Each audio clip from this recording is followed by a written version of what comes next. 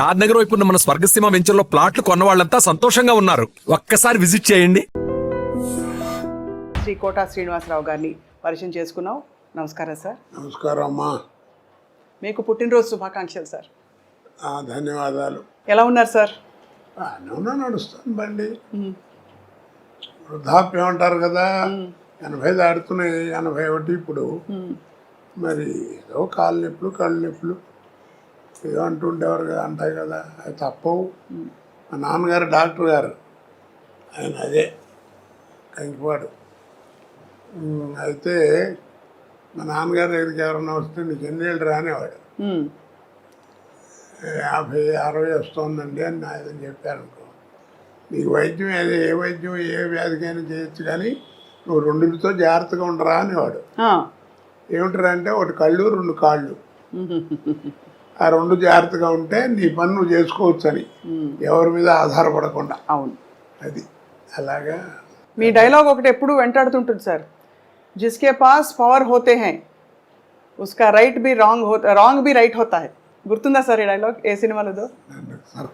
సర్కార్. అది అమితాబ్ బచ్చన్ గారు ఎలాంటి ఆర్టిస్టు, ఎంత గొప్పవాడో మీ అందరికీ తెలిసిన విషయం. నేను చెబితే ఎగతాళిగా కూడా ఉంటుంది.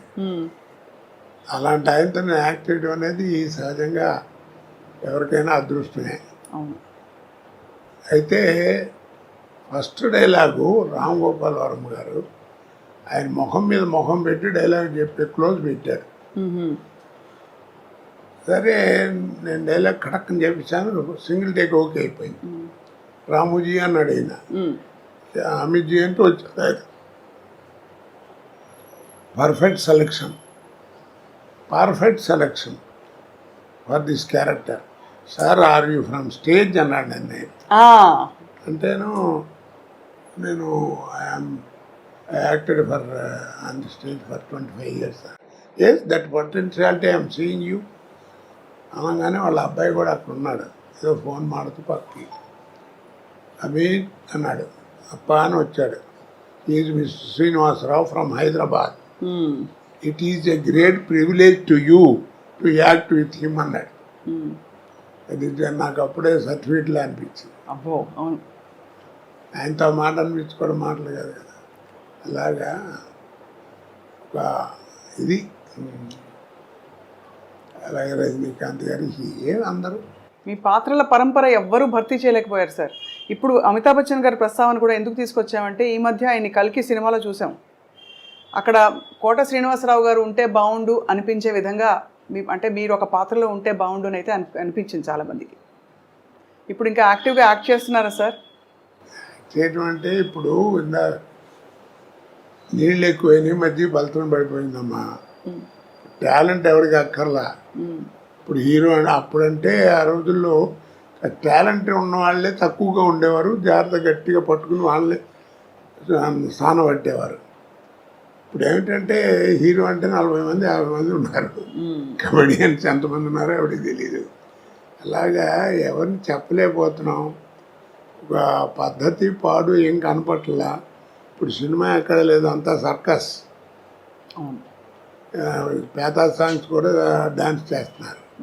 ఇక్కడ సర్కస్ చూడలేక భయపడి మన ఫుడ్ కూడా పోద్దని చెప్పి సర్కస్ కూడా మూసిచ్చారు. అలా తయారైపోయింది. ఆ క్వాలిటీ అవి పోయినాయి, ఆ కథలు పోయినాయి, అవన్నీ పోయినాయి. అప్పట్లో ఏమిటంటే సినిమా ప్రభావం మనుషుల మీద ఎక్కువ ఉండేది. ఇప్పుడు ఏంటంటే మనుషుల ప్రభావం సినిమా మీద వచ్చింది. అంటే ఏ విధంగా సార్? అంటే కొన్ని ఉదాహరణలు ఇవ్వగలుగుతారా? ఈ మధ్య సినిమాలు ఏమన్నా చూసారా మీరు? ఏవో టీవీలో వచ్చేవి. ఇప్పుడు నేను కనీసం నాతో 100-110 సినిమాలు చేయించుంటారే పొలిటికల్ క్యారెక్టర్లో. మరి ఏది కోట శ్రీనివాసరావు బోర్ కొట్టాడని అనలా. అది ఎక్కడి నుంచి వచ్చింది అంత నాకు ఎక్కడి నుంచి వచ్చింది అబ్జర్వేషన్. ఇప్పుడు టీవీలో మాట్లాడటం, బయట మాట్లాడటం చూస్తున్నాం కదా. ఆ రోజుల్లో అలా ఉండేది కాదు. ఆ రోజుల్లో కైకాల సత్యనారాయణ గారి దాకా వాళ్ళకి ఏంటంటే 5 రకాల సినిమాలే ఉండేవి. సాంఘికం, పౌరాణికం, జానపదం, చారిత్రాత్మకం, కౌబాయ్. 5 సినిమాలు. ఈ 5 సినిమాల్లోనే ఎవరు నటించినా నటన కూడా అలా ఫిక్స్డ్గా ఉండేది. సపోజ్ ముస్లిం మహమ్మదీడు వేషం వేశారనుకోండి, మీకు ఇస్తే మాకు ఇస్తాం, మాకు పెడితే మీకు పెడతాం, అట్లా ఉండేది భాష. పొలిటికల్ లీడర్ చెప్పాలంటే సోదరి మనలారా అలా ఉండేది, పౌరాణిక అలాగా. ఇప్పుడు అలా కాదు కదా. అందుకని అప్పుడు యాక్టింగ్ కానీ ఇవి కానీ రిస్ట్రిక్టెడ్గా ఉండేవి. ఇప్పుడు ఆ రూల్స్ రెగ్యులేషన్స్ ఏం లేవు ఇప్పుడు అన్నీ. అందుకని అబ్జర్వేషన్. ఇప్పుడు బయట ఏ క్యారెక్టర్లు ఎక్కడ దొరుకుతాయని చూస్తుంటాం, మేనరిజమ్స్. అవును, అలాగే ఆ తేడా బాగా వచ్చేసింది.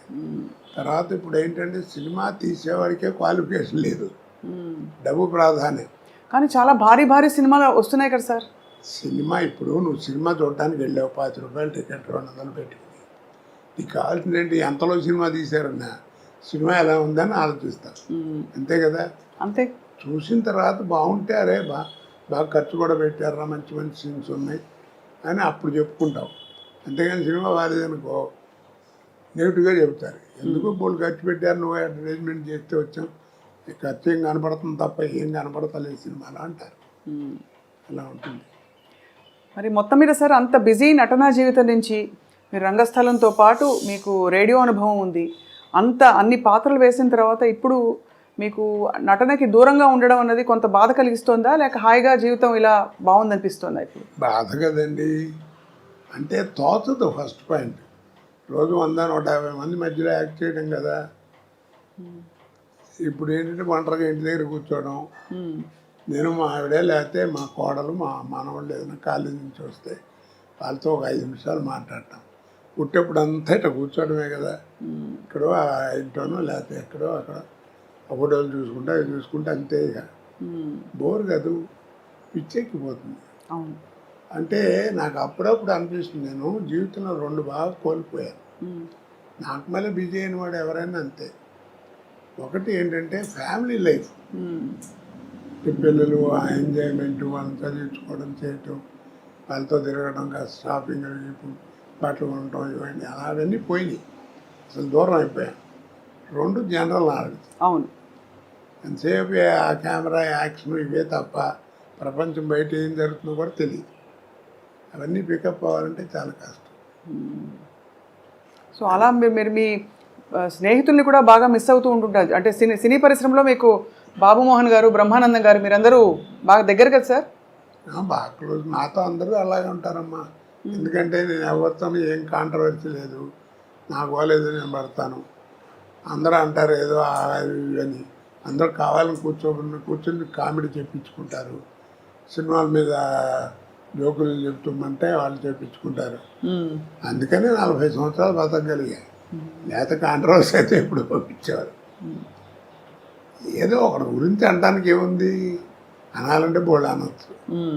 నిజమే కదా సార్, అంతే. అంటే కానీ మీకు అనే అర్హత కూడా ఉంది ఒకవేళ.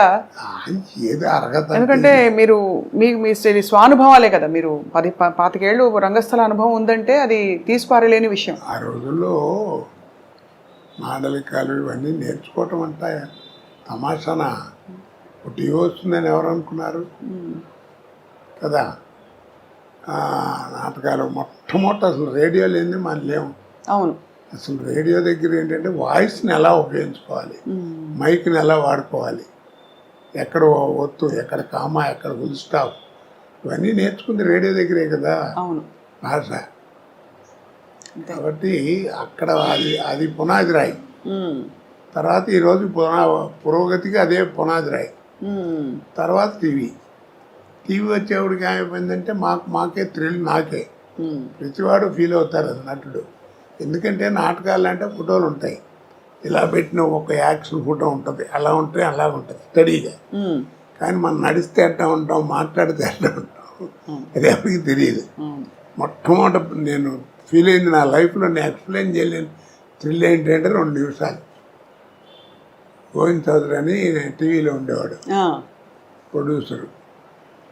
ఆయన రికార్డ్ చేసి ఫస్ట్ డే పండగ వచ్చింది నాటిక. అదే నాటిక ఫస్ట్ రేడియోలో టీవీలో నా తెలుగు నాటకం ప్రదర్శించబడటం అదే. ఆ రికార్డ్ చేసి రే ఒకసారి చూసుకోండి వస్తుంది ఇప్పుడు అని చూపిస్తున్నాను చూపించాడు. పెద్ద యాంగ్షస్ ఏంటంటే నా బొమ్మ ఎప్పుడు వస్తే ఎప్పుడు వస్తాను, అంటే మనం నడిస్తే ఎట్టా ఉంటాం, మాట్లాడితే ఎట్లా ఉంటాం, ఎలా చూస్తే అసలు తెలియదు కదా. అవును. చూసుకుంటే ఆ 2 నిమిషాలు అసలు ఇక ఎవరిని చూసేది కళ్ళము నీళ్ళు వచ్చేసింది నాకు. అదొక అదృష్టం కదా. అవును అవును అవును. ఆ రోజుల్లో అదేది, తర్వాత సినిమా ఇప్పుడు. సో అలా మీరు మరి సినిమా నటన మీకు అలా అమర్నట్టుగా అన్ని క్యారెక్టర్స్ అద్భుతంగా వచ్చి పడ్డాయి. ఒక్కొక్కటి ఒక ఒక రకం, ఒక అన్ని రసాలు, అంటే మధ్య మధ్యలో నవరసాల్లో లేని రసాలు కూడా పండించారు మీరు. అదే ఇప్పుడు ఒక మాట చెప్పిన నేను, చెప్పండి సార్. ఆర్ట్ అనేది ఒకటి ఇచ్చేది కాదు, ఒకటి పెట్టేది కాదు. వస్తుందా కొంత అబ్బాయిలు నీకు శరీరంలో శారీరకంగా అంటారే, నీకు ఒరిజినల్గా వస్తూ ఉండాలి. కోట శ్రీనివాసరావు ఇప్పుడు ఇవన్నీ చూశారు, ఒకసారి దివాయి అన్ని ఫోటోలు. ఇప్పుడు ఇవన్నీ చూస్తే ఏమవుతుంది, మీకు ఆశ్చర్యం వేస్తుంది ఎలా చేశాడు ఏంటి. అవును, చాలా సార్. ఇన్ని పాత్రలు, పద్మశ్రీ దాకా ఇవన్నీ. దీనికి ఒకటి చక్కగా చెప్తాను. నీకు పెద్ద గుమ్మడికాయ అంత టాలెంట్ ఉంటే కుదరదు, అర్థమైందా? పెద్ద గుమ్మడికాయ అంత టాలెంట్ నా దగ్గర ఉంటే కుదరదు. ఆవగిందంత అదృష్టం కూడా ఉండాలి. అది అవునవును. ఆ 2 కలిసి వచ్చిన వాడే కోట శ్రీనివాసరావు. అద్భుతం. మరి ఆవగింజంత అదృష్టం ఇప్పుడు ఎందుకు వెంటాడలేదంటారు? ఎందుకు మీరు ఇంకా పాత్రలు వేయట్లేదు? పద్ధతి మారిపోయిందమ్మా. ఇప్పుడు ఏదో మారింది, కాలం మారింది, జనరేషన్ మారింది అంటారు. జనరేషన్ ఏం మారలా. సూర్యుడు తూర్పునే ఉదయిస్తున్నాడు, పడవనే ఉత్తరిస్తున్నాడు. పాఠ్యం ఇదియా తదియా వాడుతున్నాం, చేస్తాం, వైశాఖం చేస్తాం, ఆ సడవని వాడుతున్నారు. అమావాస్య కూడా క్యాలెండర్ చూస్తే 2 నిమిషాలు అటు ఇటు వస్తుంది. అన్ని మతాల్లోనూ ఒకటే భావం ఉంటుంది. అవును, అన్నీ ఉన్నాయి, అవేం మారలా. మరి ఇంకా కాలం మారిందంటారు ఏంటి? మనం మారాం. ఎన్టీ రామారావు మొట్టమొదటి 50 ఏళ్ళప్పుడు 60 ఏళ్ళప్పుడు శ్రీదేవితో డ్యాన్స్ చేసే రోజున ఎలిఫెంట్ బాటంలోని ఇంత లూజ్ ఉండేది ప్యాంటు. అది వేసుకుని రోడ్డు మీద నడుస్తుంది, దుమ్ము నడిచేది. అదే డ్యాన్స్ చేస్తుంటే అబ్బా రామారావు ఏం చేశాడో, దుమ్ము లేకొట్టాడు డ్యాన్స్ అని. పిచ్చిదనం, మన చిన్నతనం కదా. అవును. ఆ తర్వాత ఏమైంది, టైట్ ప్యాంట్ వచ్చింది. ఇప్పుడు ఎంత వచ్చింది, చించుకోవడం వచ్చింది. చక్కటి వాడు 1000 రూపాయలు పెట్టి ప్యాంటు కొనుక్కోవడం, ఇక్కడ అక్కడ మోకాళ్ళ మీద అక్కడ వాళ్ళే చింపుకుంటున్నారు. అవును, చింపుకుంటున్నారు. కాబట్టి మనం మారాం, కాలం ఎక్కడ మారింది. అది జనరేషన్ మార్పు అంటారు, అన్నీ ఒకటిదే. ఈ మధ్య వచ్చిన సార్ సినిమాలు ఏమన్నా మీరు థియేటర్లో చూడడం వీలైందా, మీకు వీలు పడిందా? ఏది ఈ మధ్య వస్తున్న సినిమాలని థియేటర్లో చూడడం వీలు పడిందా? సలార్ వచ్చింది, అంతకుముందు పుష్ప, ఏమి అసలు? ఎందుకంటే వెళ్ళినా మనకు సుఖం ఉండదు. ఏం కోటగారు ఈ మధ్యన రావట్లేదు, ఏంటి మీరు లేరు సినిమాల్లో, అది ఇదని ఈ ప్రశ్నలు ఎక్కువ అవుతాయి. మన చూడని ఎవరో వాళ్ళు సరిగ్గా చూడరు, అందుకని దూరంగా ఉంటాం. అందుకని దేవుడి దగ్గరికి వెళ్తానికి కూడా నాకు భయం. ఎందుకంటే వాళ్ళ కాన్సన్ట్రేషన్ పాడవుతుంది. అది అవును అవును. కానీ సార్ మీకు నచ్చుతున్నాయి ఈ మధ్య వస్తున్న సినిమాలు? మీరు ఏం వింటున్నారంటే అప్పటికి ఇప్పటికి ధోరణి మారింది, అంటే టెక్నికల్ ఆస్పెక్ట్స్ బాగా ముందుకు వెళ్ళిపోయాయి, దూసుకెళ్ళిపోయాయి అంటున్నారు కదా సార్? అంటే నేను వేరే ఉద్దేశంతో అంటాం కాదు, ఉన్న విషయం చెప్తున్నా. బాహుబలి అన్నారు, అది రిలీజ్కి ముందు పార్ట్ 1 పార్ట్ 2 రిలీజ్ ముందు 6 నెలల ముందు నుంచి మనకి బాహుబలి అని ఉంచారు. దానికి తగ్గట్టుగా విజయం పొందింది, ప్రపంచ ఖ్యాతి పొందింది, దర్శకులకి అందరికీ పేరు వచ్చింది, అందరికీ బాగుంది. కాదండి అంటలా. ఇప్పుడు ఎవరైనా చెప్పుకుంటున్నారా కదా? మరి అంత గొప్ప సినిమా కదా, మరి ఎవరు చెప్పుకోరే? మరి అదే ఓల్డ్ మాయాబజార్ తీసుకొచ్చామనుకోండి, ఇవాళ 6 ఏళ్ళ కుర్రాడి దగ్గర నుంచి 60 ఏళ్ళ ముసలాడి దాకా అందరూ వెళ్ళి కూర్చుంటారు. ఇప్పుడు దాంట్లో ఆ తివా సీటు వెళ్ళటం, రామలింగయ్య గారు, వంగర సుబ్బయ్య గారు ఆ తాంబూలం వేసుకోవడానికి పట్టం మీద కూర్చోవడం, అది లేవటం, నెమ్మదిగా వెనక్కి జరగకుండా మళ్ళీ ఇటు రావటం, కర్రలు వాటంతా నడిచెళ్తాం, చెప్పులు నడిచెళ్తాం. ఆ షాట్ తీయమనండి, ఇప్పుడు తీస్తారు, కానీ కోట్లు ఖర్చు పెడతారు. అప్పుడు ఇంతే ఉండే టెక్నిక్, కానీ చూపించారు. అవును కదా. అవును సార్. కాబట్టి నేను అందరికీ అదే చెప్తున్నాను, ఆ సినిమాలు చూస్తామంటే ఓల్డ్ ఈజ్ గోల్డ్ అంటారు. మీకు ఓల్డ్ ఈజ్ గోల్డ్ అనే తెలుసురా, మీరు తెలుసుకుని గుర్తుపెట్టుకోవాల్సింది ఒకటి ఉందన్న. ఏమిటన్నాడు, గోల్డ్ నెవర్ బికమ్ ఓల్డ్. అద్భుతం. అవును, గోల్డ్ నెవర్ బికమ్ ఓల్డ్, అందుకే పాత బంగారం అంటారు. అది ఆ తేడాలు కనిపెట్టాలి, అవి తెలుసుకునేటువంటి జ్ఞానం ఉండాలి, చెప్పేవాడు ఎవరి జ్ఞానం ఉండాలి. లేవు కదా అది. అవును. అప్పుడు డైరెక్టర్ చెప్పినట్టు చేసేవాళ్ళం, ఇప్పుడు డైరెక్టర్ ఏముంది, డ్యాన్సులు గీన్సులు అన్నీ హీరోనే డామినేషను. మరి క్వాలిటీ అది. తర్వాత నిర్మాతలు కూడా నా ప్రొడక్షన్ బయటికి వెళ్తుందంటే బలానా కంపెనీ నుంచి సినిమా అంటే రామానాయుడు గారు, జగపతి రాజేంద్ర ప్రసాద్ గారు, వీళ్ళందరూ పెద్ద పిఎపి సుబ్బారావు గారు, కేవీ రెడ్డి గారు, ఈ సంస్థలు ఏమిటి, ఆ సంస్థల్లో సినిమా వస్తుందంటే ఒక స్టాండర్డ్ ఉందని లెక్క, ఒక పద్ధతిగా. నువ్వు కనిపెట్టారు లేదు, ఎవరు చెప్పరు ఈ విషయం. ఎవరు ఇప్పుడు నువ్వు విజయ సంస్థ సినిమాలన్నీ చూసావు కదా, ఏ సినిమాల్లో ఉన్న మనిషి చచ్చిపోవడం కానీ తగలేయడం కానీ చూపించారు నీకు? ఏంటి చెప్పు. మీరు చెప్తుంటే మరింత స్ఫురిస్తోంది. అదే మీరు చెప్తుంటే గుర్తొస్తోంది, అది చేయలేదని. ఎక్కడన్నా ఉందో ఏ సినిమాలో అన్నా లేదు కదా. మరి సక్సెస్ అయినాయి. మర్చిపోయాడని ఒక డైలాగులు చెప్పడం అంతే పిచ్చి పిచ్చిగా చూపించడం లేదు. ఇప్పుడు ఏమిటో మంటలు పెట్టడం, దాంట్లో అది ఫేస్ చూపించడం, దాని మీద డైలాగులు చెప్పడం, ఏదో క్రోధం, ఇవన్నీ యారగెన్స్ చెప్పాలంటే అవేం లేకుండా ఎడ చేశారు. కాబట్టి ఆ స్టాండర్డే. డిక్షనరీ. కానీ ప్రేక్షకులని కోట్లు పెట్టి పోషిస్తున్నారు ఇలాంటి సినిమా కదా సార్. అంటే ప్రేక్షకుల అభిరుచులు కూడా మారాయి అంటారా? అభిరుచి అంటే అది లేకపోతే ఏం చేస్తారు చెప్పు. అవునా కదా. ఇప్పుడు జబర్దస్త్ అని ఏదో ప్రోగ్రాం వస్తుంది, పిల్లలకు టీవీ పెట్టారనుకో అదే వస్తుంది. అది లేకపోతే ఇంకోటి తెలియదు వాళ్ళకి. అదే కామెడీ అనుకుంటున్నారు వాళ్ళు. అది విషయం. అది వాళ్ళ తప్పు కాదు, చూపించే వాళ్ళది కూడా కొంత తప్పు ఉంటుంది. మీకు కొంత అంటే బాగా అనిపించేవా సార్ అలాంటి కామెడీలు? అందుకే వాటిని కామెడీ అన్నారండి. హాస్యం అని ఎవరు అన్నారు కదా. హాస్యం అనేది వేరు. అవును. ఇది కామెడీ. హాస్యానికి కామెడీకి తేడా ఏమిటి అన్నారు. తల్లిపాలకి డబ్బా పాలకి ఉన్న తేడా. అబ్బో, ఒక్క పంచులో ఫుల్ చెప్పేశారు సార్. సార్ ఆహనా పెళ్ళంట మీరు కామెడీ హాస్యం గుర్తు చేశారు కాబట్టి అద్భుతమైన మీరు చేసిన అన్ని పాత్రల్లో బాగా గుర్తుండిపోయే కొన్ని పాత్రల్లో ఇది కూడా ఒకటి. ఆ సినిమాతో మీ అనుబంధం మీకు ఏమైనా జ్ఞాపకం గుర్తుందా సార్? జ్ఞాపకం ఇందాక చెప్పానే, మనకి ప్రాప్తం ఉండాలండి. అది ఎందుకు వచ్చిందో ఎవరు తెలియదా. జంజాల గారు, మా రామానాయుడు గారు అనుకోవడం. ఆ సినిమా గురించి చెప్పాలంటే చాలా గొప్ప విశేషం ఉంది. రోజు ఎయిర్పోర్ట్లో కూర్చుని ఉన్నా మెడ్రాస్ వెళ్ళటానికి. హైదరాబాద్ ఎయిర్పోర్ట్లో ఏదో ఫ్లైట్ ఏదో ఒక అరగంట లేట్ ఏదో అంటే కూర్చుని ఉన్నా. రామానాయుడు గారు వచ్చారు. ఇల్లు వచ్చేప్పటికి ఆయన చూసి నమస్కారం సార్ అన్నాను. కోట సరైన టైంకి కనబడరా, రైట్ రా కూర్చో అన్నాడు. ఏంటి సార్ అన్నా. నేను ఏదైనా సినిమా గురించి వేస్తున్నదే అనుకుంటూనే ఉన్నా. కోట ఏం లేదు, జంజాల నేను 20 రోజుల నుంచి మదన పడుతున్నాం, పోటాడుకుంటున్నాం. ఓ సినిమా ఇప్పుడే ఫైనలైజ్ అయింది. ఆ వేషం బాగుంటే సినిమా బాగుంటుంది, లేదా సినిమా అట్టరలేకపోతుంది. అంత గొప్ప వేషం అది. నేను రావు గోపాలరావుతో వేయించాలని అనుకున్నాను. జంజాల గారు వద్దన్నాడు. ఏమిటనంటే చివరికి నేను కన్విన్స్ అయ్యాను. ఎందుకు వద్దన్నావు, కరెక్ట్గా చెప్పని చెప్పాను, ఇందాక మధ్యాహ్నం చెప్పాడు అన్నాడు. ఏంటన్నాడు. గోపాలరావు నువ్వు ఎంత అగ్లీగా తయారు చేసినా ఆయన మొహం రిచ్గానే కనపడుతుందండి. ఆ కలరు, అది ఆ వ్యవహారం, అది చూడంగా నికృష్లా కనపడే ఫేస్ కావాలి. అది ఆయనతో కాదు, నా మాట వినండి, నేను కోటతో ఇస్తాను అన్నాడు. అయ్యో, ఆ ఫేస్లో ఆ వాల్యూ ఉండాలి, అది నటుడి యొక్క లక్షణం, అది కనపడాలి అని అన్నాడు. కన్విన్స్ అయ్యాను. ఆ వేషం నువ్వు చేయాల్సి వస్తుంది, ఒక 20 రోజుల దాకా కావాల్సి వస్తుంది, డేట్లు జాగ్రత్త ఇవ్వు, చాలా మంచి వేషం అన్నాడు. అలాగే అన్నాను, వేషం చేశాను, అయిపోయింది. మీకు తెలిసేంత అఖండమైన ఓపెనింగ్ ఫ్లోర్ ఇక్కడ రామానాయుడు గారు స్టూడియోలో ఫ్లోర్ ఓపెనింగ్. ఆ ఫ్లోర్ ఓపెనింగ్కి నేదురుమిల్లి జనార్దన్ రెడ్డి గారు అప్పుడు చీఫ్ మినిస్టర్ ఓపెనింగ్ వచ్చాడు. రిబ్బన్ కత్తిరించబోతుంటే నాయుడు గారు ఒక్క నిమిషం ఆగించారని, కోటాకు ఉన్నాడు పిలవండి అన్నాడు.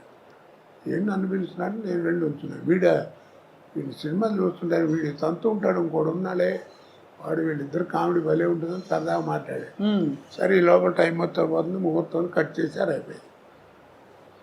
నేను అన్నాను, ఏంటి సార్ అక్కడే ఉన్నారు మినిస్టర్ గారు చీఫ్, ఏంటి సార్ నన్ను పిలిచారు అన్నాడు. మర్చిపోయానని చెప్పడం, ఈ ఫ్లోర్ వీడిదేనండి అన్నాడు నాయుడు గారు. అదేమిటి అన్నాడు. ఏం లేదండి 32 లక్షల్లో సినిమా తీశాను. ఈ సినిమా అహనా పెళ్ళి అంట. మీరు నమ్మరు, ఆ 32 లక్షలు కాకుండా 1,80,00,000 నాకు కలెక్ట్ చేసింది ఆ సినిమా అన్నాడు. అబ్బబ్బబ్బబ్బా.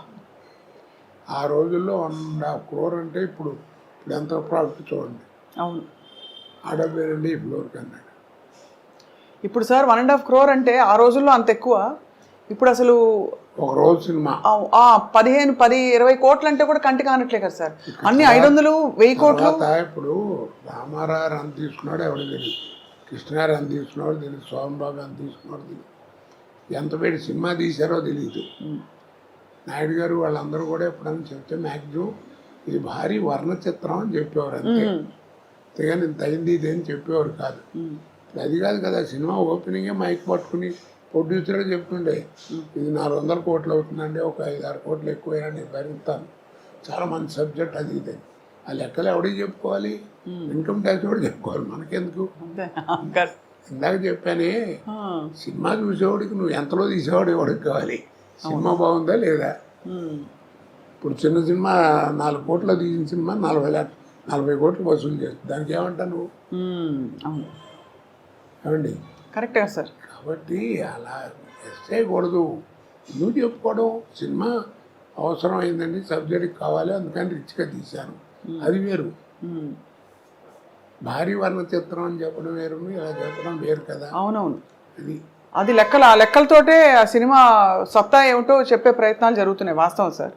సార్ మీరు ప్రాణం ఖరీదు నుంచి మొదలుపెట్టిన తర్వాత మీకు వచ్చే ఒక్కొక్క పాత్ర వాటంతట అవే వచ్చిన పాత్రలా అంటే ఎందుకంటే రకరకాల పాత్రలు వేశారు కాబట్టి ఈ పాత్రకి మీరు బాగుంటారు అని మీరు మళ్ళీ అక్కడి నుంచి క్యారెక్టర్ రోల్స్లోకి వెళ్ళడం, మధ్యలో తర్వాత హాస్య నటుడుగా, విలన్గా అన్నీ పండించారు కదా సార్. ఇప్పుడు ఫోటోలు కనబడుతున్నాయి కదా. అవును సార్.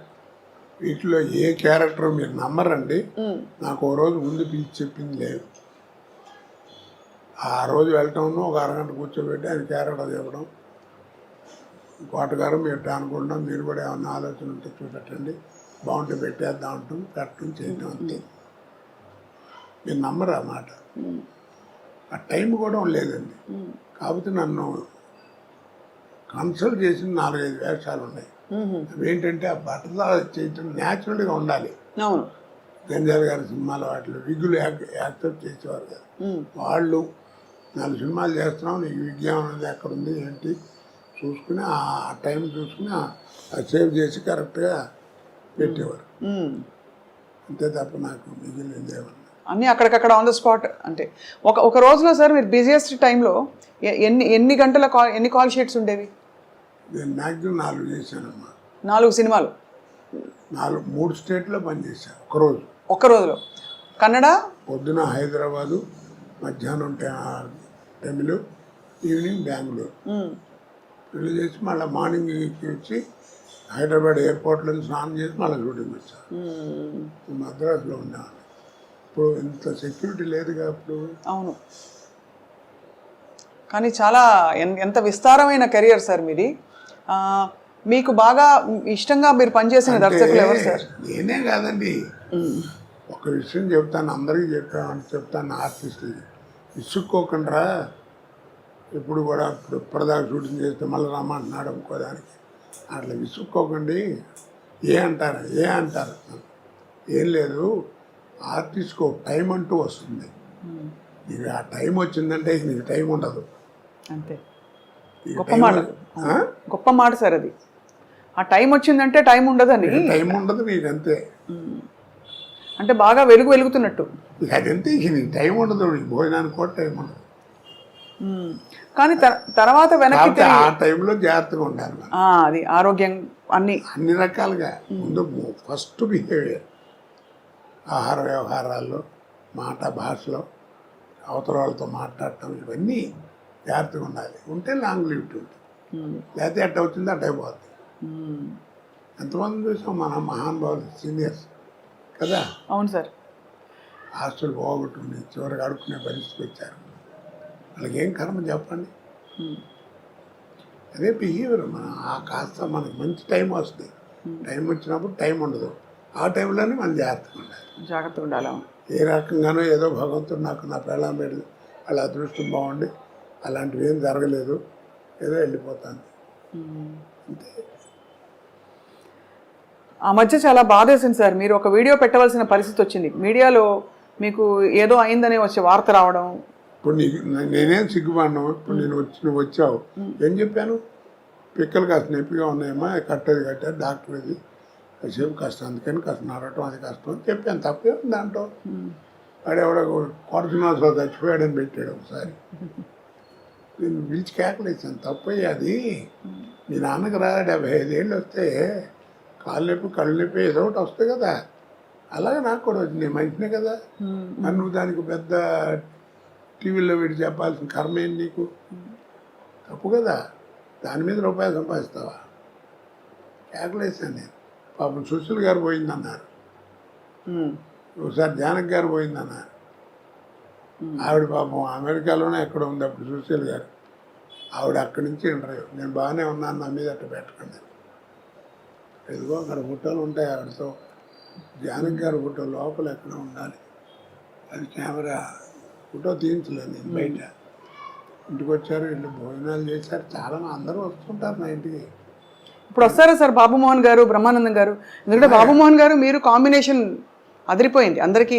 అదొక కాంబినేషన్ అండి, అది ఇండస్ట్రీలో ఎవరికి పెద్దగా రాదు.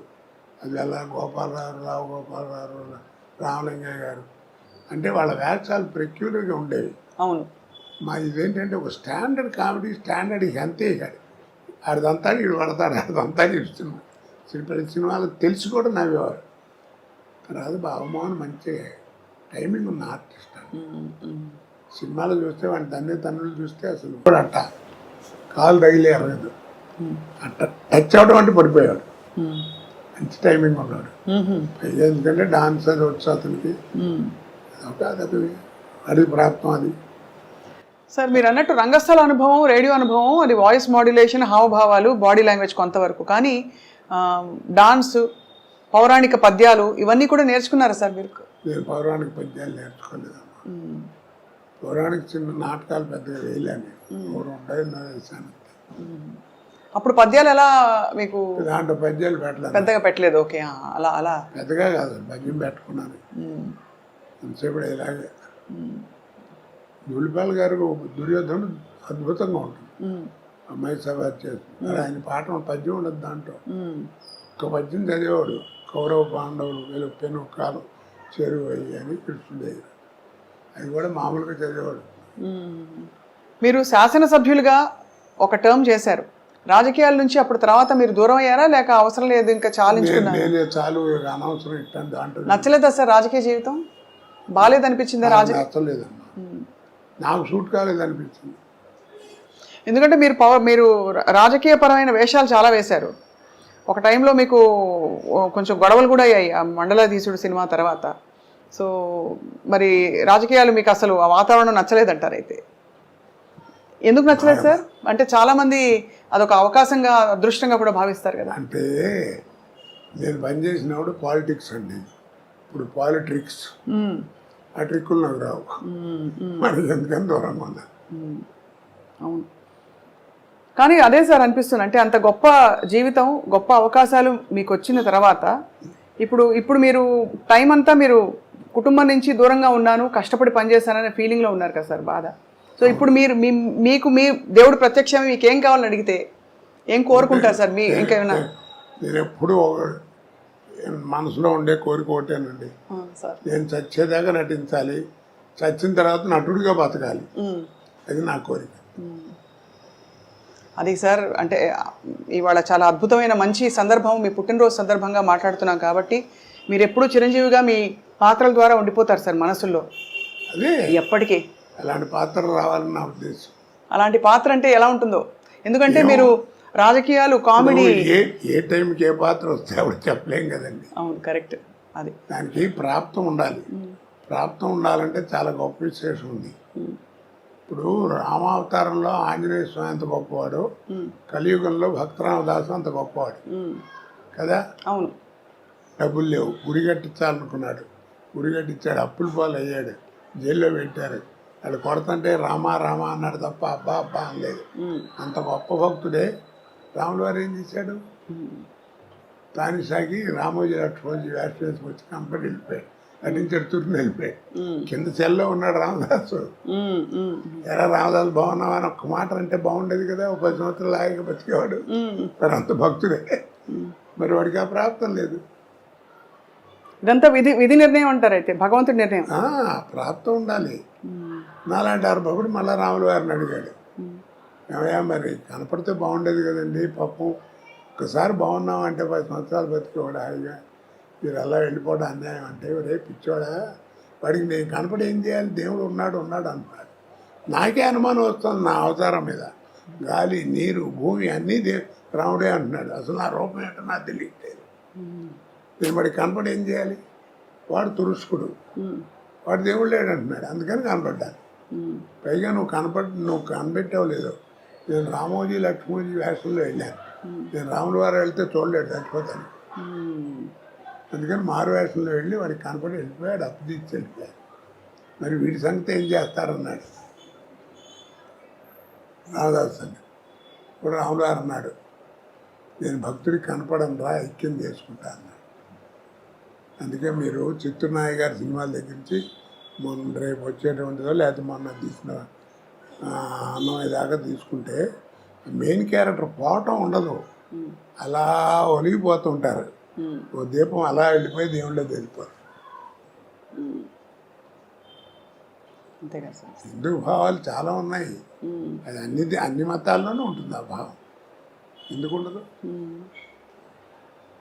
మరి ఈ తరం నటులకి మీరు ఎవరైనా టచ్లో ఉంటారా సార్ మీతో? అంటే వీళ్ళు అందరూ వస్తూనే ఉంటారు, పిల్లలు వీళ్ళంతా కొత్త వాళ్ళంతా. వాళ్ళందరికీ అంటే మీరు ఒక స్కూల్ కదా సార్, మీరు ఒక స్కూల్ ఆఫ్ యాక్టింగ్. మీరు నేను అదే చెప్తాను, నేను సినిమా యాక్టింగ్ నేను 25 సంవత్సరాలు నాటకాలు అయితే వచ్చిందిరా నాకు. మీకు 6 నెలలు 7 నెలలు ఎవరు నేర్పుతాడు? ఏదో అక్కడ చేరండి క్లాస్, ఇక్కడ చేరండి 2 లక్షలు ఖర్చు పెట్టాను. అవన్నీ కబుర్లు ప్రాక్టికల్గా తెలియాలి, అనుభవం ఉండాలి, నీకు నువ్వుగా ఉండాలి. ఎందుకంటే నీ కురుక్షేత్రం అని నాటకం తెలుసా నీకు? దాంట్లో కృష్ణుడు 4 వేసేవారు, ఒకటి పర్సనాలిటీకి ఒకటి సంబంధం ఉండదు. ఒకటో కృష్ణుడు రెండో కృష్ణుడు వేసేవారు. వాడి గాత్రం వేరు, వీడి గాత్రం వేరు, హార్మోని పెట్టి వేరు, ఆడ హార్మోని పెట్టి వేరు. కానీ 4కి 1 సుమారు కొట్టేవారు ప్రతిపద్యానికి. ఎందుకని? దాని అర్థం ఏంటి? You must arrest the auditorium with your performance. కానీ ఇప్పుడు అంతా హీరో సెంట్రికే కదా సార్, సినిమా ఇండస్ట్రీయే. ఇప్పుడు సినిమా తీయడమే కథానాయకుడి చుట్టూ అల్లే కథలు ఎక్కువగా. నేను చెప్పాను కదా, కాలం మారిపోయింది. అది సార్, ఇప్పుడు మాయాబజార్ 100 days ఫంక్షన్ బజార్లో దుర్గా కళామందిరంలో చేశారు నా చిన్నతనాలు. ఇలా 3 అంకి తిరగేస్తే ఎట్లా ఉంటుంది, అట్లా ఉంది స్టేజ్. ఇలా వచ్చి ఇలా వచ్చి ఇలా వచ్చింది. ఏంటంటే ఈ చివరేమో రంగారావు, ఈ చివర ఆర్ నాగేశ్వరరావు కూర్చున్నారు, మధ్యలో ఇంటి రామారావు అన్నాడు. ఈ నాగేశ్వరరావుని ఎవరిని చూడలేదు, ఎవరు అందరూ ఇట్టా కూర్చున్నారు పొట్టిగా. అప్పుడు మాట్లాడుతూ సిఎస్ఆర్ ఆంజనేయులు గారు మాట్లాడుతూ, మాయాబజార్ సినిమా అంటే హీరో ఘటోత్కచుడు రంగారావే, ఎవరెన్ని వేషాలు వేసినా వాళ్ళు అయితే ఆ సినిమా లేదు, గొప్పగా చేశాడు, అది ఇది అని చెప్పి చాలా పొగిడుతూ మాట్లాడేది. అయితే ఆర్టిఫిషియల్ టాలెంట్ అంటే తోట నటుడిని మెచ్చుకోవడం. అప్పుడు రంగారావు తర్వాత మాట్లాడుతూ, ఏదో నన్ను పొగిడారు, సిఎస్ఆర్ మాత్రం తక్కువ, శకుని పాత్ర ఆయన చేస్తే తప్ప ఇంకెవడ వేసినా ఎక్కదు, అంత గొప్పగా చేశాడు అవన్నీ. ఒక్క మాట అండి ఏమి లేదు, I'm a personality artist, is a performance artist అన్నాడు. నా పర్సనాలిటీ అడ్వాంటేజ్ ఆయనకి లేదు, కానీ ఆయన అలా చేశాడంటే ఏంటి, గొప్ప విశేషం కాదు. మరి ఆ సహృదయత, ఆ నమ్రత అన్నీ ఉండే ఆ రోజుల్లో అంటారా సార్? అంటే దాన్ని ఏమంటారంటే ప్రొఫెషనల్ ఎథిక్స్. మనం కూడా చేయాలి, అలాంటి వేషం చేసి డబ్బులు సంపాదించాలనుకునేవారు, కానీ ఆడికి రాకూడదు నాకు రావాలి అనుకునేవారు కాదు. అలా గర్వపడి పాడు చేసుకునే వాళ్ళే అందరూ, పోయిన వాళ్ళందరూ. రాజనాథ్ గారు, కాంతారావు గారు, పద్మనాభం గారు, వీళ్ళంతా ఏమిటి క్యారెక్టర్స్ ఫెలోస్. ఏదో కొద్దిగా గొప్ప మనం కూడా కాస్త మంచిగా ఉన్నాం కాబట్టి భగవంతుడు ఈ పొజిషన్లో ఉంచాడు. వాళ్ళు దారి తప్పారా సార్? అంటే వాళ్ళు డబ్బులు చాలా పోగొట్టుకున్నారని విన్నాం సార్. దారి తప్పడం అంటే అదే, డబ్బులు ఉన్నాయంటే ఆ నటుడిగా పేరులో ఉన్నట్టే కదా, ఆ పేరు తప్పారు, ఆ రూట్ తప్పారు. అని అందుకే దిక్కుమాలిన అంటాం. దిక్కుమాలిన అనే పదం ఎక్కడ లేదు. దిక్కుమాలిన, దిక్కుమారిన. నువ్వు వాళ్ళందరూ నడిచే దిక్కు కాకుండా వేరే దిక్కులో నడుస్తున్నాడు, అందుకని వాడు బతుకట్టా ఉంది. అలాగే ఊరేగింపు అంట, ఊరేగింపు ఎక్కడ లేదు. ఆ రోజుల్లో ఏంటంటే నాకు 58 ఏళ్ళు లేదు పెళ్ళి. ఆ రోజుల్లో ఏంటంటే పల్లకిలో కూర్చోరు, ఊరంతా తిప్పేవారు అంతే. సాక్ష్యం ఏముంది? అగ్ని. పాత సినిమాలు చూస్తే అగ్ని సాక్షిగా కట్టిన ఈ తాళ్ళు అని చూపిస్తాం, అంతకంటే సాక్ష్యం లేదు. పెళ్ళైన 2 నెలలు అయిన తర్వాత నా వెళ్ళం కాదంటే సాక్ష్యం. అందుకని ఆ పల్లకిలో కూర్చోటి ఊరంతా తిప్పేవారు. ఇది నా వెళ్ళం కాదు, లేదని మేము చూసాము, వీళ్ళు పెళ్ళైన తర్వాత ఊరేమి మా ఇంటి ముందు వెళ్ళారని చెప్పడానికి ఒక సాక్ష్యం. ఊరికి ఎరిగింపు, ఊరేగింపు. ఓహో, ఎంత అద్భుతం సార్. ఊరికి ఎరిగింపు, ఊరేగింపు కాదు. ఇప్పుడు అది ఊరేగింపు అయి ట్యాక్సుల కోసం డబ్బులు కట్టాలి. అదే ఊరేగింపు, దాన్ని ఒక తిట్టుగా కూడా అనుకుంటారు. ఇప్పుడు దిక్కుమాలను కూడా అలాగే తిట్టు అనుకుంటారు. దిక్కు అలాగే ప్రతిదానికి భగవంతుడు ఇచ్చిన దాంట్లో ప్రతి వస్తువుకి ప్రతి మాటకి అర్థం ఉంది. ఇప్పుడు పొద్దున్నే లేచి నువ్వు నేను ఇంక్లూడింగ్ మీ మనం అందరం చేసే తప్పేమిటి చెప్పు? అద్దం ముందు నుంచి అందంగా ఉన్నాం అనుకోవడం. బడతలోడు వరెట్టి అనుకుంటుంటాడు. ఆడవాళ్ళు ఏదో కట్టని సాధన కట్టని ఇలా దూకుని అలా దూకుని చీరలు కట్టుకుని కదా. అందుకు కాదు, నా మొహాన్ని మచ్చ ఉంది, నా మచ్చ నాకు కనపడదు. ఒరే శ్రీనివాసరావు నీ మొహాన్ని మచ్చ ఉందిరా అని నాకు అనిపించకుండా, ఆ ఛాన్స్ నీకు ఇవ్వకుండా స్వాతికి నా మచ్చని నేను చూసుకుని సర్దుకుని తుడుచుకుని బతకడం కోసం భగవంతుడు ఇచ్చిన గ్రేట్ ఇన్స్ట్రుమెంట్ మిర్రర్ అనే దృక్పథంతో అర్థం ముందు నుంచో నీ మనసు ఎలా ఉంటుంది అది నేర్చుకోవాలి. మీరు చాలా నిర్దిష్టమైన అభిప్రాయాలు కలిగి ఉండి సార్, ఎక్కడ అంటే కేవలం లౌక్యంతో మాత్రం కాకుండా మీరు నమ్మినది ఇదే కరెక్ట్ అని అంటూ కూడా ఇన్ని సంవత్సరాలు సినిమా ఇండస్ట్రీలో ఒక పరిశ్రమలో, అంటే అక్కడ మానవ సంబంధాలే ప్రధానమైన పరిశ్రమలో ఇప్పుడు నమ్మకం ఉందండి. మన జీవితం మన ఎదురుకుండా కనపడుతుంది. అది నేనేం బయటి విషయాలు చెప్పట్లేదే, నేను రామాయణం భారతం గురించి చెప్పట్లా. ఒక రోజున ఒక అతను మామూలుగా మాట్లాడుతూ నాతో కొలీగ్ లేవు పనిచేసినవాడు, ఒక రోజు ఏదో మాట్లాడుతూ జీవితం అంటే టెన్షన్గా ఉందన్నాడు. జీవితం అంటూ టెన్షన్ ఎందుకురా, ఫైనాన్స్ ఏమన్నా తెచ్చి అదేం లేదు, టెన్షన్ వస్తాను తక్క, పిల్లలందరూ ఉద్యోగాలు చేసుకున్నారు, నాకేం లేదు, ఏమిటో నాకు తెలియదురా, జీవితం అంటే టెన్షన్గా ఉంటుంది అన్నాడు. జీవితం అంటే ఇంకా టెన్షన్ ఎందుకురా, ఆ పదంలోనే అర్థం ఉంది కదా అన్నాను.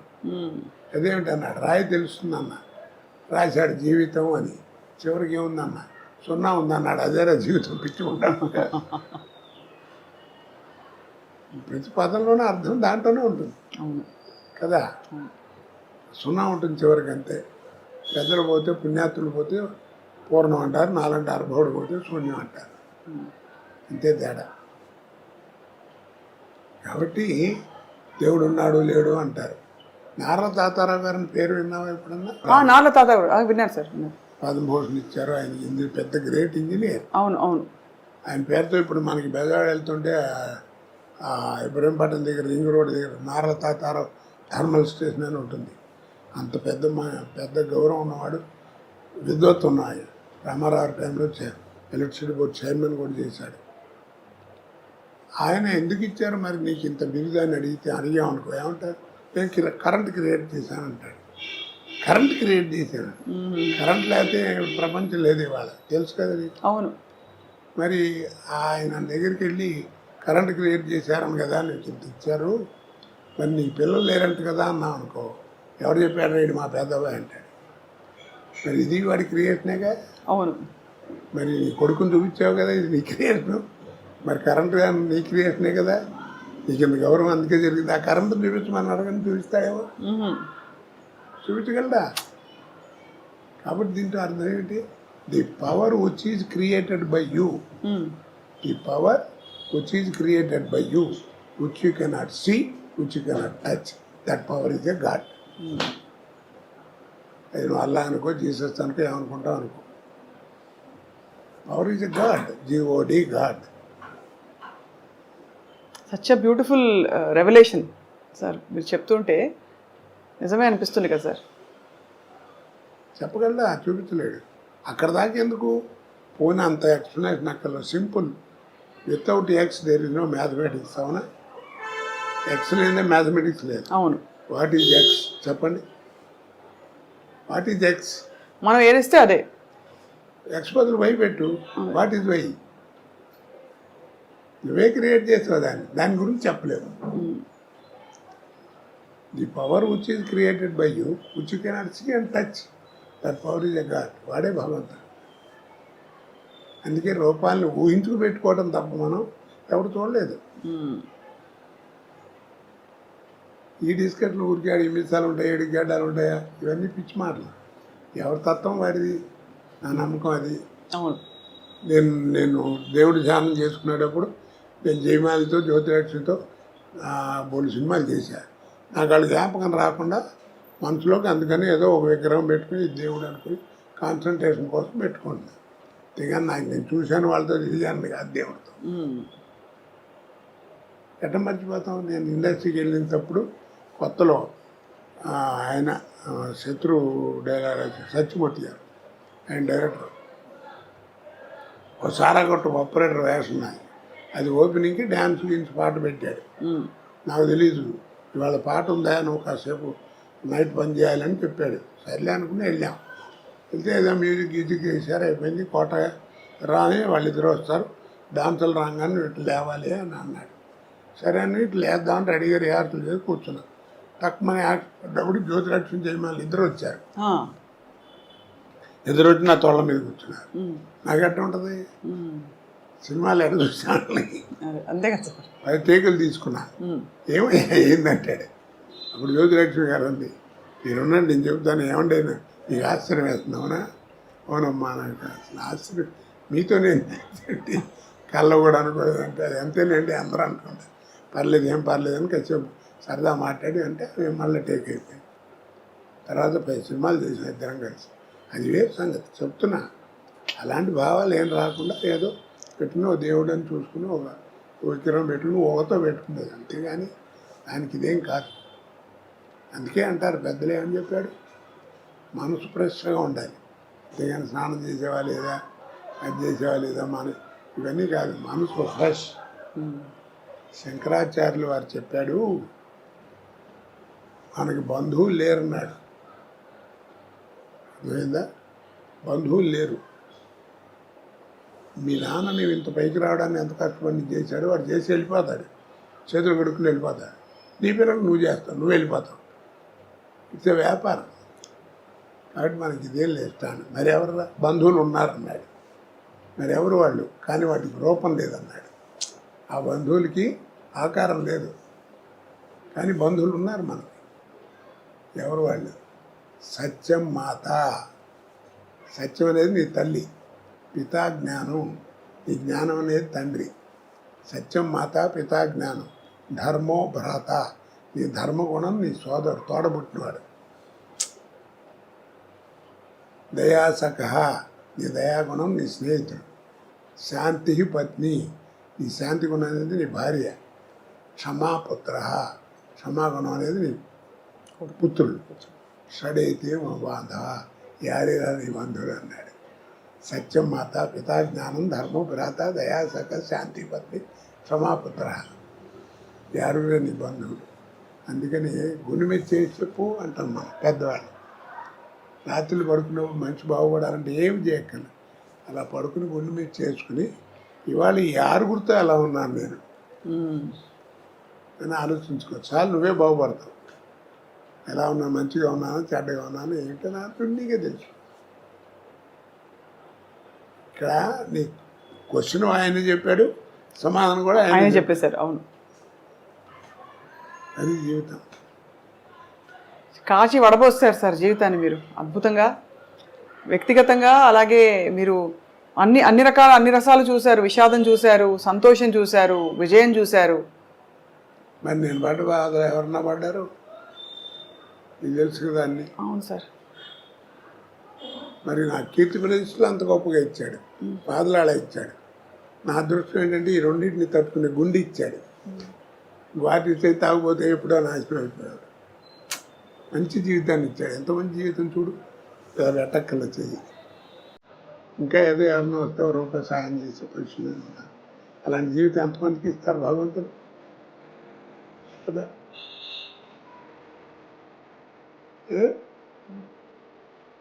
అన్నం పెడుతున్నావు. నిజంగానే అంటే మీరు భగవంతుని స్మరించుకొని అంత రెండింటిని అంత బేరేజు అంటే సమపాళ్లలో చూడగలుగుతున్నారని మీకు నమస్కారం చేశాను. ఏం చేస్తావు? కష్టం వచ్చినప్పుడు అలాగే కష్టం వచ్చినప్పుడు ఏం చేయను, నాకు నిద్ర పడదు. రాత్రి వాళ్ళకి 3 అయింది అట్ట మంచం మీద కూర్చునే ఉన్నాను, దేవుని తలుచుకుంటూనే ఉంటాను. అందరినీ నాకు జ్ఞాపకం వచ్చింది దేవుని తలుచుకున్నాను. అంటే ఇది మనం ఏం చేయగలం? ఇప్పుడు ఈ జాతకాలు ఇవన్నీ చూసి చెప్తారు కదా, అవన్నీ మనం అవి ఉన్నాయంటే దాని క్వశ్చన్ ఆన్సర్ లేదు. ఉంటే లేకుండా ఎందుకుంటుంది? ఎందుకుండదు? జాతకం అనేది ఇట్స్ ఏ డిక్షనరీ. మనం తెచ్చి చూసుకుంటే నాయన బలాన్ని పీరియడ్ కొంచెం బాగాలేదు, జాగ్రత్త అని చెప్తుంది అంతే. అంతేగాని ఈ క్షణం బాగుండదు, ఇది బాగుండదు, ఇది బాగుండదు అని ఎవడు చెప్పలేడు. కాస్త జాగ్రత్తగా ఆ పీరియడ్లో ఉండటం కోసం నీకు గైడెన్స్. కానీ అసలు జీవితం అది కాదు. నీ లైఫ్ స్పాన్ ఎవరు చెప్పలేరు. అవును. ఎందుకంటే నువ్వు తల్లి కడుపులోంచి బయటపడి భూమి మీద పడంగానే కేర్ మనం అరుస్తాం కదా, ఏడుస్తాం. అవును. ఇక్కడ కేర్ మనగానే పైన బేరం అనే డేట్ ఫిక్స్డ్. కేర్ మంటే పైన బేరం అనే డేట్ ఫిక్స్డ్. ఇక దాన్ని మార్చేదే లేదు. ఇక్కడ నుంచి అక్కడే ప్రయాణం కావద్దు. నీ ఆర్థిక స్థితిని బట్టి ఫస్ట్ క్లాస్లో వెళ్తావు, సెకండ్ క్లాస్లో వెళ్తావు, జనరల్ కావచ్చు. లైఫ్ మ్యారేజ్ అయితే it is linked with your wife. Sir మీరు మీ శ్రీమతి గారు ఇంత అన్యోన్యమైన దాంపత్యం కొనసాగించడానికి సార్ మూల రహస్యం ఏంటి సార్? ఇది ఇంతే జీవితం ఎవరికాలు చదువుకోవడం అండి. ఆ పాట మీరు మళ్ళీ పాడతారా సార్? ఎవరైనా వచ్చి మీకు చెప్తే భద్రం బీ కేర్ఫుల్ బ్రదరు. అది ఎప్పుడో పాడామా, మనం పాడామా, శ్రీగారు పాడాడు. అవును. అంటే ఆయన గోపాల అది నీకు తెలియదు. మీకు ముందు పరేశ్వరాలతో చేయించారు, అది బాగాలేదని మళ్ళీ నాతో చేయించారు. అదే ఆ పాట సార్? ఆ పాత్రే అది గొప్ప సీక్రెట్ చెప్పారు సార్. అది అంటే చాలా మంది తెలిసి ఉండొచ్చు కానీ ఏమండి, సాగితే గొప్ప అండి, సాగిపోతే మ్యారేజ్ ఏంటి తలకాయ చెప్పండి. అది సర్దుబాటులో సంసారం ఉంటుంది. ఇద్దరు పిల్లలు పుట్టిన తర్వాత ఇంకా 4 ఏళ్ళు 5 ఏళ్ళు సంసారం చేసి డైవర్స్ ఏమిటండి? ఆ మాట అంటే ఏంటంటే మా ఇద్దరికి కెమిస్ట్రీ కుదరట్లేదు, ఏదో వేవ్ లెంగ్త్ కుదరట్లేదు. ఏది వేవ్ లెంగ్త్ కుదిరింది? పెళ్ళి ఇన్నాళ్ళు అయితే 5 గదిలో జరిగే సంబంధం ఎవరు చెప్తాడు? కాబట్టి అది ఎవరు చెప్పినా, నీకు డైవర్స్ ఇచ్చే లాయర్ చెప్పినా నాయన అన్నీ బాగున్నాయి, నేను చేస్తాను, ఎందుకైనా మంది ఒక 6 నెలలు మీరు రాజు రండి, ఈ లోపల మళ్ళీ ఏమైనా మనసులు మారుతాయేమో అని చెప్తాడు. ఎవరైనా కలిసి ఉండమంటారని వెళ్ళిపోమని ఎవరు అంటారు కదా. అంతే కదా సార్. ట్యూబ్లోంచి బయటకు వచ్చిన పేస్ట్ని మళ్ళీ ట్యూబ్లోకి పంపించాలనుకోరు, అలాగేనా? పంపగలవా? ట్రై చేసి చేతికి అంటుస్తామని పంపలేవు. అలాగే గడప దాటి వెళ్ళిన సంసారాన్ని కూడా ఎవరైనా లోపలికి తీసుకురాలేడు. అది వాళ్ళిద్దరి మధ్యలో ఉంది. అదే అంతే కదా సార్. నేను అందుకే సంసారం ఉన్నాడు. అమెరికాలో ఒకసారి వెళ్ళినప్పుడు సంసారపక్షంగా ఉంటే బాగుంటుంది అన్న. ఒక ఆవిడ పెద్ద కోపం వచ్చి సంసారపక్షం అని 3 సార్లు అన్నారు. ఇప్పుడు సంసారపక్షం అంటే ఏమిటంటే అని అడిగింది. ఎన్నాళ్ళు అయిందమ్మా నువ్వు వచ్చాను? 28 సంవత్సరాలు అయిందన్నాడు. అంది. సరే బాగానే ఉంది. పెళ్ళి ఎన్ని ఏళ్ళు అయిందన్నాడు? 30 ఏళ్ళు అయింది. ఈ 30 ఏళ్ళలో మీ అమ్మ నాన్న ఎప్పుడన్నా గదిలో కూర్చుని తలుపేసుకుని లోపల కూర్చుంటాం నువ్వు చూసావా అన్నా. నేను చూడలేదు. అదే సంసారం అంటే అన్న. ఏం చెబుతాను దానికి అర్థం? మరి ఆ జ్ఞానం ఉండాలి, అడగకూడదని. అలా తయారైంది. ఇప్పుడు యువతంతా ఎందుకు పాడవుతుంది? 2 నోట్ చేసుకున్నాం. మీ మాస్టర్ చెప్పినా, మా మాస్టర్ చెప్పినా, వాళ్ళ మాస్టర్ చెప్పినా, ఎవరు చెప్పినా రోడ్డుకి వెడం పక్కనే నడవమన్నారు. కుడిపక్క గురించి వాళ్ళు నోటమ్మడి రాలేదు. ఇప్పటికీ రోడ్డు మీద పోలీసు వాడు కూడా కీప్ లెఫ్ట్ అంటాడు. ఆయన రైట్ అని మాట రాదు. కుడిపక్క నడవటం కనుక నేర్చుకుంటే, ఎడం పక్క నడవటం నేర్చుకుంటే కుడిపక్క నడిస్తే ఏంటి అనేది నీకే తెలుసు. ఇది చేయడం సాధన. కీప్ లెఫ్ట్ అంటే అందరూ ఆయన మా చిన్న తండ్రి అనుకోండి, కరెక్టే అనుకోండి గురుగారు, ఇప్పుడు కుడిపక్క నడిస్తే ఏమవుద్ది అంటాడు. ఏమవుతుంది ఏరేటోడో మొహం బాగా కొడతాడు. కాబట్టి దీన్ని బట్టి అర్థం నీకేం తెలుసు? సాధన తక్కువ, వాదన ఎక్కువ. సాధన తక్కువ, వాదన ఎక్కువ. అర్థం? రెండు మనకి విజ్ఞానం పెరగాలి. విజ్ఞానం పెరగాలి. మనకి టీవీలు వస్తున్నాయి, ఫోన్లు వస్తున్నాయి, సెల్ ఫోన్లు వస్తున్నాయి, ఇంకా రకరకాల విజ్ఞానం పెరుగుతుంది. కానీ మనకి జ్ఞానం పోగొట్టుకుంటున్నాం. అమ్మ అని పిలవాలనే జ్ఞానం పోయింది. అది తప్పు కదా. మాతృభాష అన్నారు. అరం వాడికి అరం, తెలుగు వాడికి తెలుగు, తమిళ వాడికి తెలుగు. వాళ్ళ మాతృభాష ఎవరిది వాళ్ళది. తల్లితో సమానం అన్నారు. తల్లి పదం ఎంత గొప్పది. మనకి తెలియకుండానే ఎవరిని నేర్పకుండానే మనకేదైనా అనుకోకుండా దెబ్బతలితే అమ్మ అంటాం. ఎందుకంటాం కదా. అమ్మ ఎంత గొప్పది. తండ్రి ఒక ఏజ్ వచ్చిన తర్వాత వాడు నేర్పేది జ్ఞానం. తల్లి అట్ట కాదు. నువ్వు ఒక ఏజ్ వచ్చేంత వరకు నీకు నేర్పేది ఆల్ ఇంగ్స్ నేర్పేది mother. Talking, drinking, walking, sitting అన్నీ నేర్పేది మదరే, తల్లి. బిడ్డ ఎదుగుదలకి మాతృస్థన్యం ఎంత అవసరమో, బిడ్డ ఎదుగుదలకి మాతృస్థన్యం ఎంత అవసరమో, బిడ్డ మానసిక వికాసానికి మాతృభాష అంత అవసరం.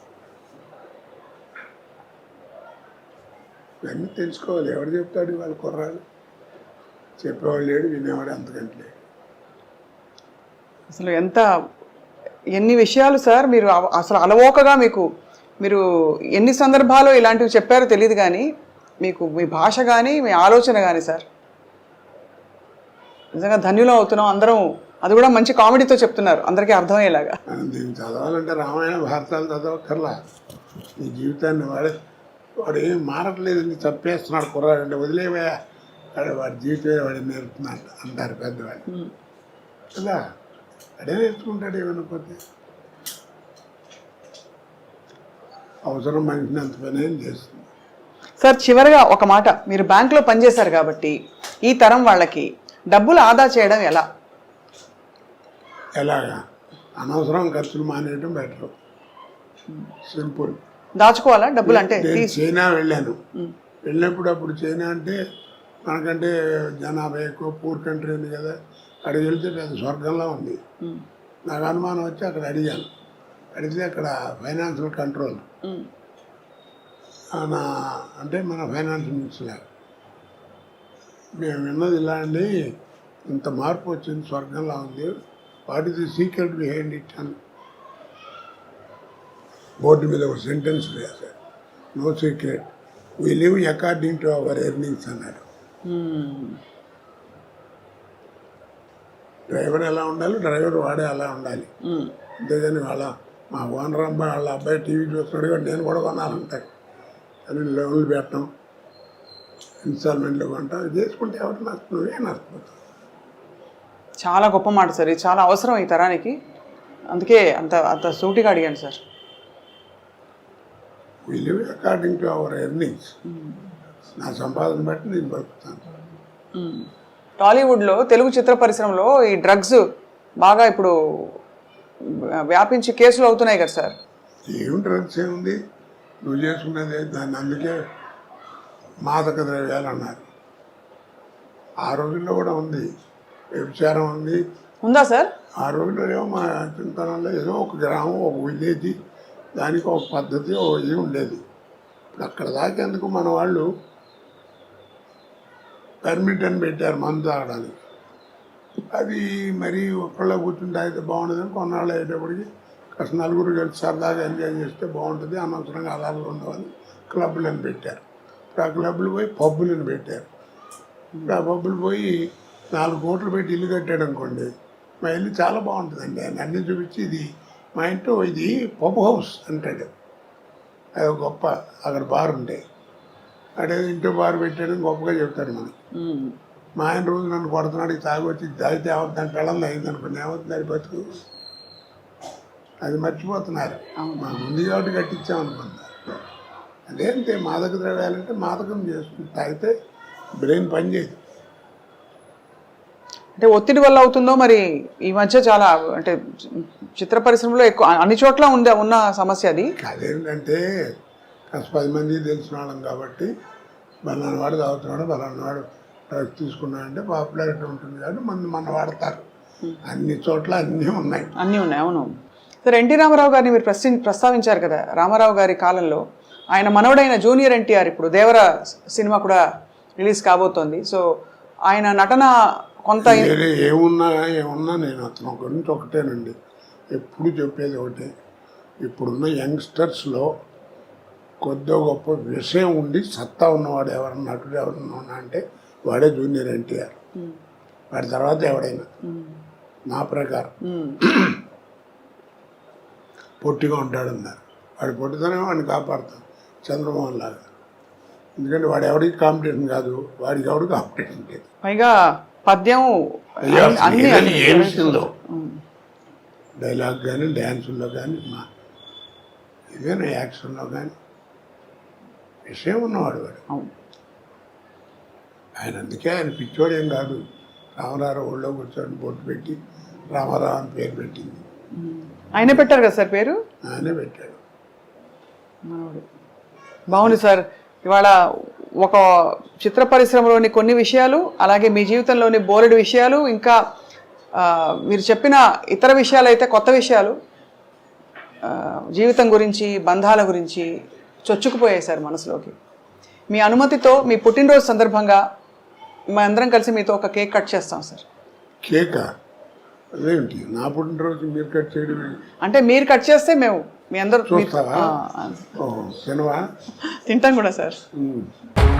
జన్మదినమిదం ఐ ప్రియ సఖే శంతనూతు తే సర్వదా ముదం ప్రార్థయామహే భవశతాయుషీ ఈశ్వర సదా త్వాం చ రక్షతు పుణ్యకర్మణా కీర్తిమార్జయ జీవనం తవ భవతు సార్థకం. Happy birthday to you, happy birthday to you, happy birthday sir.